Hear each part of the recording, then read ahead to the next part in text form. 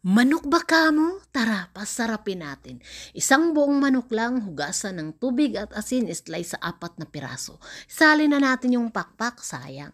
Sa sauce na gagawin natin, may paminta tayo, may asin, may tomato paste. Kung wala, mag-blend ka ng tomato, pwede.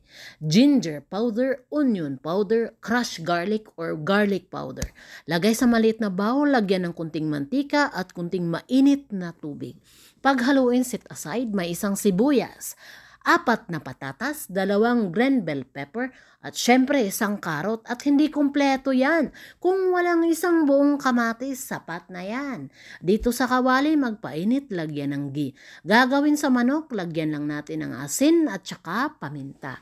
Slightly golden brown lang yung pagka-fry natin kasi lulutuin pa natin yan mamaya.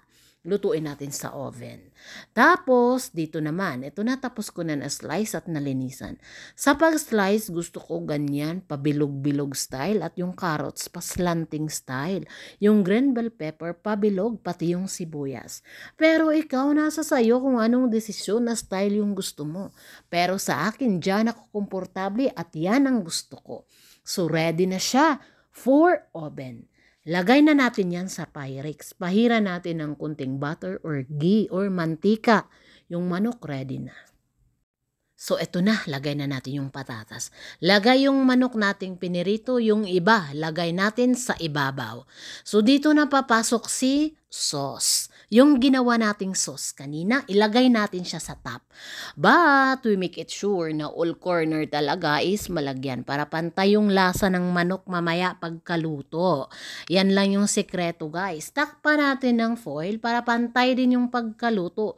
Hindi sunog na sunog. 200 degrees Celsius. Lagay natin yan, painitin natin yan ng maigi. At saka, pag mainit na talaga, syempre, lagay na natin.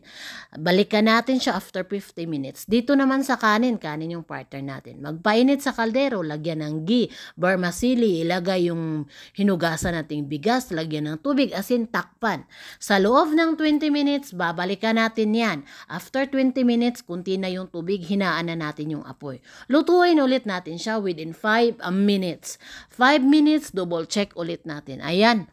Luto na yung kanin natin. Ready na yan. Pero mamaya na natin hanguin. Sabay natin yan sa manok. Takpan lang natin yan. Sit aside. Muna natin yan. Eto. Check na natin yung manok natin at vegetables sa oven.